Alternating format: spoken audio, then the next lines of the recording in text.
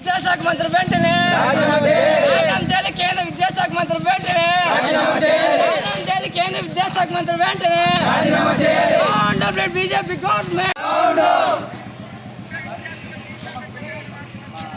రాజీనామా చేయాలి కేంద్ర విద్యాశాఖ మంత్రి వెంటనే రాజీనామా చేయాలి కేంద్ర విద్యాశాఖ మంత్రి వెంటనే సిగ్గుపేద విద్యార్థుల జీవితాలతో చెలగడమాడుతున్న కేంద్ర విద్యాశాఖ మంత్రి సిగ్గుపేద. నా పేరు శ్రీనివాసులు, ఎస్ఎఫ్ఐ జిల్లా ఉపాధ్యక్షుడు. ఈరోజు దేశవ్యాప్తంగా కేజీ టు పీజీ విద్యాసంస్థలు బంద్ పిలుపునింది వామపక్ష విద్యాసంఘాల ఆధ్వర్యంలో.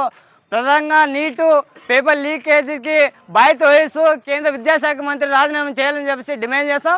అదేవిధంగా ఎన్టీఎన్ సంవత్సరం వెంటనే రద్దు చేయాలని చెప్పేసి అయితే నీట్ పేపర్ లీకేజ్ కావడం వల్ల దాదాపుగా దేశవ్యాప్తంగా 22 మంది విద్యార్థులు ఆత్మహత్యలు చేస్తున్నా ఆ కుటుంబాలు న్యాయం చేయాలని చెప్పేసి కేంద్ర ప్రభుత్వం డిమాండ్ చేస్తాం. ఈరోజు బీజేపీ ప్రభుత్వం 2014 నుండి నాటి నుండి నీటి వరకు అధికారానికి వచ్చిన తర్వాత దాదాపుగా 42 పరీక్షా పత్రాలు లీక్ కావడం జరిగింది. ఒక పరీక్షా పత్రం లీక్ అయితే కూడా ఈరోజు కేవలం ఒక చర్య కూడా తీసుకోలేని పరిస్థితి మనకు కనబడుతుంది.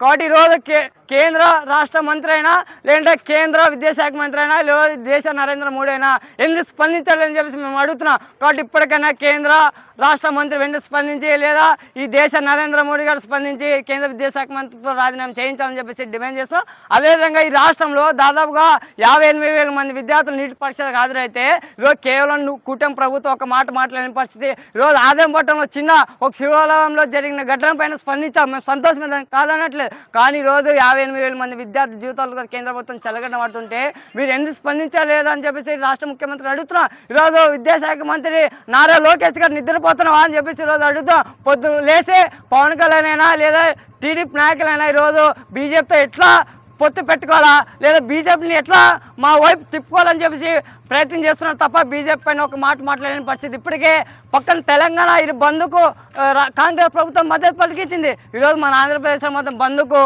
అడ్డంకి పెట్టి ఈరోజు పోలీసు యంత్రాన్ని ఉపయోగించి అడ్డగడ్డగా అడ్డంకి సృష్టిస్తుంది. కాబట్టి ఇప్పటికైనా రాష్ట్ర ముఖ్యమంత్రి స్పందించి నీటిపైన మాట్లాడాలా, లేని వేళ పెద్ద ఎత్తున ఆందోళన చేయడానికి ఎస్ఎఫ్ఐ మిగతా విద్యాసంఘాల ఆందోళన చేయడానికి ఎస్ఎఫ్ఐ శ్రీకాకుళం గుర్తు సందర్భంగా తెలియజేస్తున్నాం మిత్రులారా.